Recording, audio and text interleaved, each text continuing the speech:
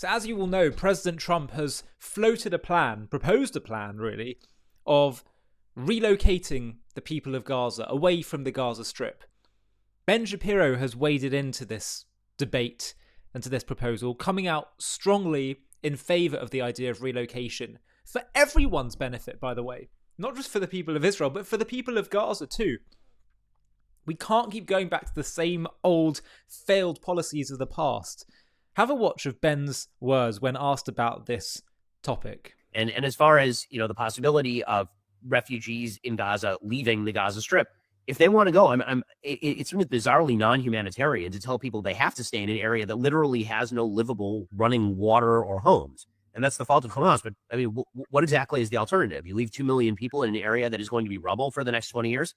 The entire area is rubble. And by the way, it should be rubble because Hamas turned the entire place into a terrorist base. You turn terrorist bases into rubble. And so, if people want to leave and they want to go to Egypt or Qatar, I think it says a lot about Egypt and Qatar that they're perfectly willing to keep them in these supposedly inhumanitarian conditions rather than letting them into Egypt or Qatar or Jordan. President Trump is saying this stuff out loud, and he should be saying this stuff out loud. I mean, the reality is, forget about taking refugees. Egypt has had the most solid border of Gaza is the border with Egypt. By far, it was much more solid than the border, as it turns out, that Israel had with the Gaza Strip prior to October 7th. Egypt's border had triple barbed wire fences and these massive impediments. And by the way, there's nothing on the other side of that border in Egypt. It's not as though there are gigantic settlements on the other side of that border. It's not like a Gaza envelope that's heavily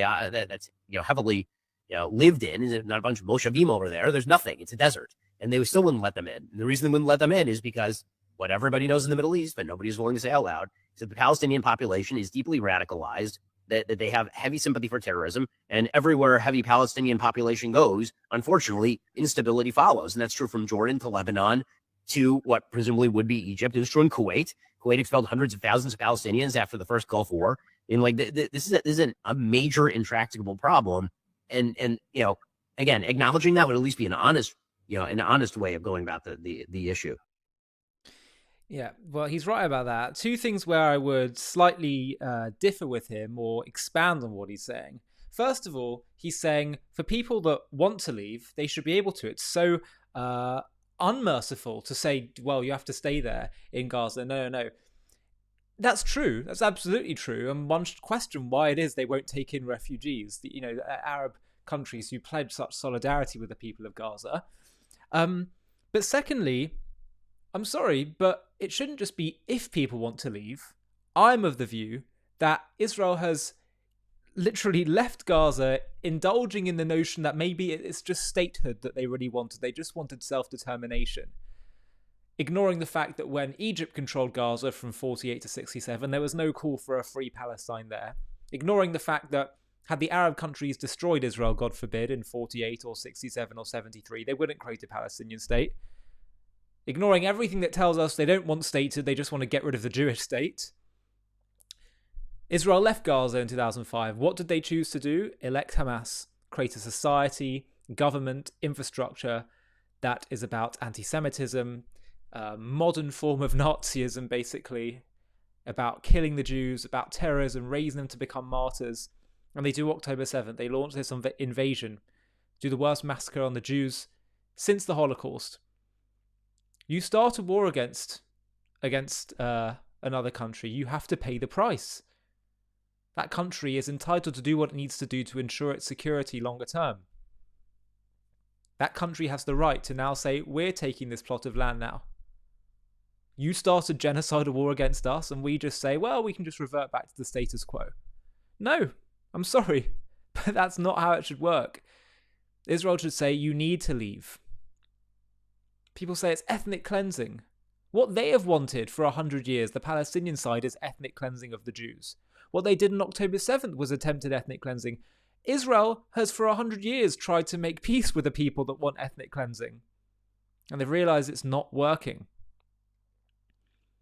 Ethnic cleansing might be if Israel went into Gaza and killed every single person one by one after the other, indiscriminately. That's ethnic cleansing. Israel moving in and saying, you've got to go. That's not ethnic cleansing. That's normal warfare. That's what Israel would need to do to firm up her security. because she's tried for 100 years to give autonomy, to say, yeah, maybe you just want statehood. It's clearly not what they want. And actually, and this gets to the second point, when Ben Shapiro talks about, well, they're clearly a radicalized people. I think part of what makes them a radicalized people is that they feel that they're at the forefront of the Islamist war against the Jews because they're on Israel's doorstep.